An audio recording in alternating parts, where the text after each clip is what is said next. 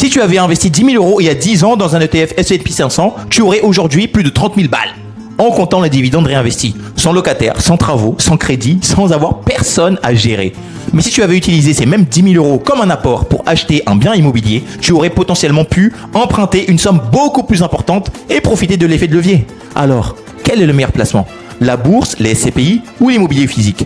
La réponse honnête, c'est que cette comparaison est beaucoup plus compliquée qu'elle en a l'air. Commençons par les ETF. Un ETF, c'est un fonds qui réplique automatiquement un indice boursier. Par exemple, un ETF S&P 500 te permet d'investir en une seule fois dans les 500 plus grandes entreprises américaines.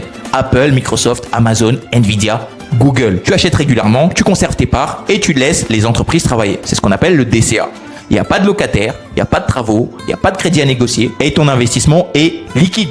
Tu peux le récupérer à n'importe quel moment. En revanche, certaines années, ton portefeuille peut perdre entre 20 et 30%, voire plus. Donc la bourse demande du temps, mais surtout d'avoir des nerfs solides. Maintenant, passons aux SCPI. Une SCPI, c'est l'immobilier collectif. Tu achètes des parts dans un parc immobilier composé de bureaux, de commerces, d'entrepôts, d'hôtels ou alors de résidences de santé. C'est une société qui s'occupe de la gestion et toi, tu peux percevoir des revenus réguliers tranquillement. Mais attention, le rendement n'est pas garanti et le prix des parts peut baisser. Mais surtout, si tu souhaites récupérer ton argent, tu peux parfois attendre plusieurs mois, voire plus, s'il n'y a pas suffisamment d'acheteurs. Donc ce n'est pas un placement aussi liquide que la bourse. Passons maintenant à l'immobilier physique. Là, le principal avantage, c'est l'effet de levier. Tu utilises une partie de ton argent comme un apport et tu empruntes le reste auprès de la banque. Ensuite, les loyers peuvent contribuer au remboursement du crédit. Mais on ne va pas se raconter d'histoire.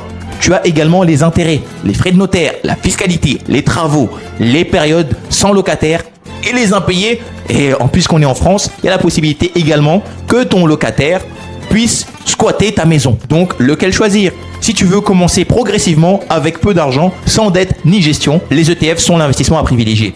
Si tu veux utiliser l'endettement pour acquérir un actif important et que tu acceptes la gestion, l'immobilier physique peut paraître plus pertinent. Et si tu souhaites investir dans l'immobilier sans gérer directement des locataires, les SCPI ont une place dans ta stratégie. Mais se dire, si tu as 1000 balles, ETF entre 1000 et 10 000, une partie ETF et SCPI, plus de 10 000. L'immobilier, ça n'a pas de sens. Un projet d'investissement ne se décide pas uniquement selon la somme que tu possèdes. Elle dépend de tes objectifs, de tes revenus, de ton horizon de placement, de ta fiscalité, de ta tolérance au risque et surtout du temps que tu peux consacrer à tes investissements. Si tu veux comprendre comment choisir tes ETF et construire une stratégie cohérente en tant que Maoré, commente Go! Je t'enverrai gratuitement une vidéo de formation où je t'explique concrètement comment commencer.